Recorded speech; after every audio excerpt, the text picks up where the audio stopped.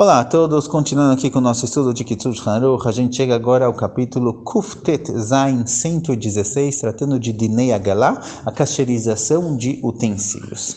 Embora esse capítulo apareça nas Elachot de Pesach, ele é válido para o ano inteiro, caso a pessoa tenha uma panela, tenha um garfo, uma faca, qualquer tipo de utensílio que precise ser cacherizado, aqui a gente vai aprender as Elachot de como cacherizar exatamente cada utensílio. Mas vamos aproveitar esse capítulo também para trazer diversos utensílios que não tinham na época do Kitzur Shulchan Aruch, como micro-ondas, etc. Aprender exatamente como funciona a cacherização. Mas vamos começar no começo, vamos começar do princípio, onde aparece na Torá essa mitzvah, essa obrigação de cacherizar utensílios. Então a Torá conta isso para a gente, ela traz essa obrigação em uma das guerras de Bnei Israel. Depois que a Israel saiu do Egito, quando eles estavam com Moshe Rabbeinu no deserto, uma das guerras que eles tiveram foi contra o povo de Midian, os midianitas. Depois dessa guerra, Am Yisrael venceu a guerra e saqueou as cidades de Midian. E aparece na Torá que quando eles trouxeram para casa diversos utensílios que eles pegaram lá, como panelas, etc., fala para a gente a Torá que todos os utensílios que passam no fogo, eles têm que ser cacherizados através do fogo. Os utensílios que são usados na água, eles têm que ser cacherizados através de água. O que isso significa? O ponto da Torá é o seguinte: um utensílio no qual cozinharam, assaram, fritaram, grelharam, qualquer tipo de utensílio usado para comidas, ele absorve o gosto daquela comida. Caso eu tenha uma panela na qual foi cozida lá algum tipo de carne, a panela absorve o gosto da carne. Caso essa carne não seja kasherá, caso seja uma comida que não é kasher, a comida não kasher deixa um gosto absorvido nas paredes da panela ou da frigideira ou o que seja. Por isso, caso eu queira usar essa panela que tem um gosto não kasher absorvido, eu tenho que tirar isso, eu tenho que jogar esse gosto fora para que eu possa vir a usar essa panela. Fala pra gente a Torá, e essa na verdade é a regra geral para todo tipo de cacherização, que do modo como o gosto foi absorvido, ele sai.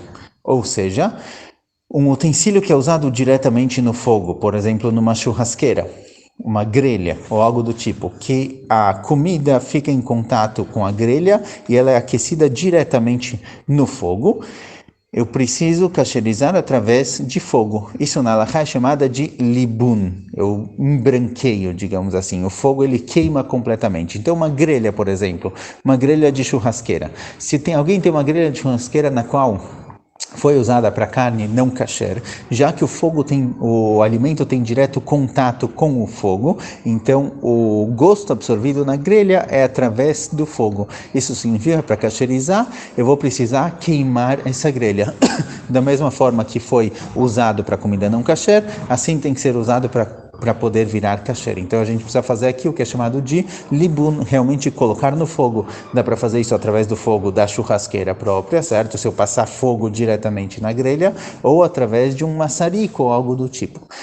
Já panelas que a comida não tem direto contato com o fogo, certo? Quando eu vou cozinhar numa panela, por exemplo, eu coloco lá água. Então, existe o contato da comida com a panela, não é diretamente através do fogo, eu tenho a água no meio que transfere o gosto da comida para a panela.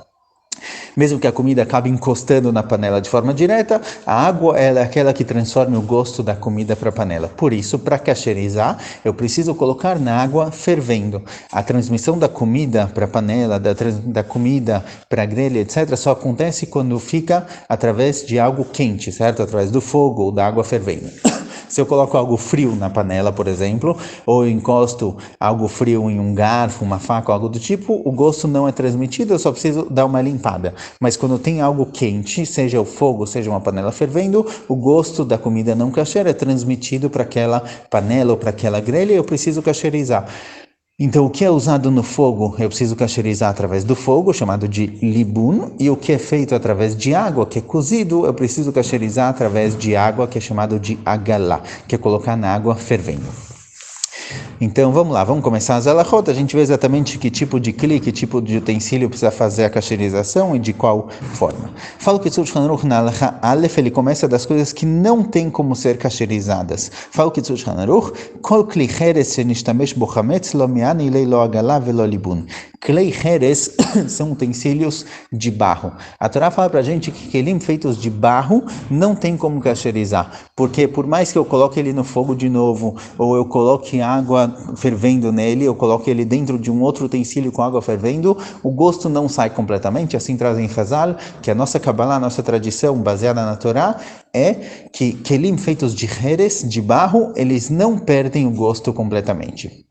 Agora, barro inclui, hoje em dia a gente geralmente não come em kelim em utensílios feitos de barro, mas o barro inclui também porcelana e cerâmica. São tipos de utensílios que a gente tem hoje em dia que não tem como kasherizar eles. Se eles tiveram contato direto com alguma comida quente, não ksherá, não tem como kasherizar. Aqui no Kiddush Hanukkah ele traz o hametz, por exemplo.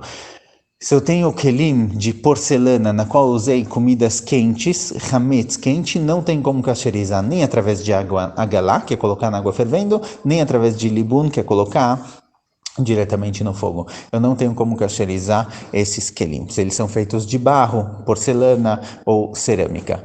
Tem, entre alguns posquim, parece que se eu tenho um jogo de porcelana muito caro, se ele ficar 24 horas, não, desculpa, se ele ficar um ano inteiro sem ser usado, eu posso fazer nele agalá 3 vezes e kasherizar. Se eu tenho um jogo de porcelana que eu recebi de família, de herança, algo do tipo, que eu sei que foi usado para comida não kasher, pode ficar um ano inteiro sem ser usado, depois se faz agalá, se coloca na água fervendo 3 vezes, 1, 2, 3 vezes, precisa mergulhar isso 3 vezes, e aí dá para usar isso quando realmente tem um efsedo, tem uma perca monetária aqui muito grande. Nesse caso tem como kasherizar. Mas de forma geral, kelim feitos de porcelana, etc., no caso aqui de Pesach, não tem como kasherizar eles para Pesach. Então para Pesach vou ter que ter um jogo novo ou usar descartáveis. Valatanurim, vekirot abnuim meavanim ulevenim mehaneleu libun. Porém, o que é feito de pedras, outros tipos de materiais, certo? O que é feito de pedra, por exemplo, ou de tijolo, dá para kasherizar através do fogo. Aqui ele fala justamente o libun, porque ele está tratando de tanurim, fornos, fogões, onde é usado diretamente no fogo. Se eu quiser kasherizar, eu preciso kasherizar isso através de fogo, através de um maçarico, por exemplo. Então, embora o que é feito de cheres, de barro, ou porcelana ou cerâmica não pode ser kasherizado, o que é feito de pedras sim dá para kasherizar. בתנורים שיש בבית החורף נוהגים דלא מענה לא הכשר, וכשרוצים להעמיד על התנור איזה קדרה בפסח צריכים להניח תחתיה תא של ברזל ועליה מעמידים הקדרה, וזה מענה גם בתנור העשוי מחרסים. Traz aqui o Shulchan Aruch, um exemplo que tinha na época. Muitas vezes, em vez de esquentar a comida diretamente no forno, algo do tipo, eles esquentavam a comida em cima da lareira. Então, você tinha a lareira, que é onde ficava o fogo para aquecer a casa. Em cima dessa lareira, muitas vezes, tinha algo de madeira, ou algo de pedra, ou algo feito de metal, algo do tipo. E lá colocavam as comidas para esquentar. Fala que Shulchan Aruch, esse lugar de madeira onde colocavam as comidas para esquentar, ou de metal, do material que fosse, não dá para kasherizar, porque eu não tenho como jogar nele fogo. Ele ficava aquecido pelo fogo da lareira, pelo fogo da fogueira, e eu não tenho como jogar nele fogo, eu não tenho como pegar um maçarico e queimar ele, porque muitas vezes ia estragar. Então, já que não tem como kasherizar ele, fala que Shulchan Aruch, eu não tenho como usar esse lugar em Pesach. Agora, a gente não tem isso, então vamos tentar trazer isso para uma questão mais relevante hoje em dia. O que acontece com coisas que eu não tenho como kasherizar? Se, por exemplo, eu tenho algum tipo de kli, algum tipo de utensílio, ele traz aqui no Shulchan Aruch também que se for feito de barro, não tenho como kasherizar. Isso acontece muitas vezes nas pias. Pias feitas de um material de metal, dá para kasherizar, mas se é feito de um material de cerâmica ou algo do tipo parecido com barro, mais para frente a gente vê exemplos de pias diferentes, tem tipos de pias, tem tipos de materiais que não dá para kasherizar. Então, se eu quero usar a pia em Pesach, por exemplo, ou eu me mudei para uma casa nova, para um apartamento novo, e lá tem pias que não tenho como kasherizar, não sei qual é de carne, qual é de leite, ou se só tem uma pia para carne e para leite, se não tem como kasherizar esses lugares, o que eu faço nessa situação? Então, escreve aqui o que Shulchan Aruch com relação a Pesach.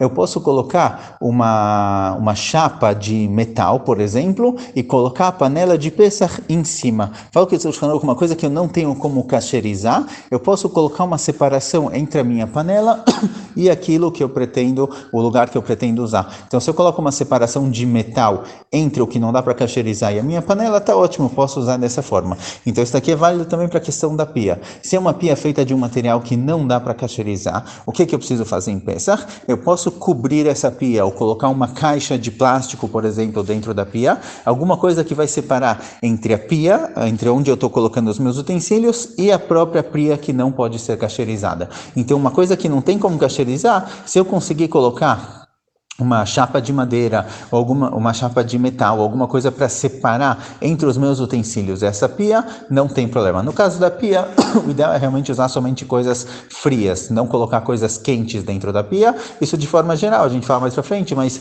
com relação a Pesach, pelo menos, o ideal é colocar as pias que não tem como kasherizar elas, colocar uma bacia de plástico ou algo do tipo dentro da pia e não usar lá dentro coisas quentes.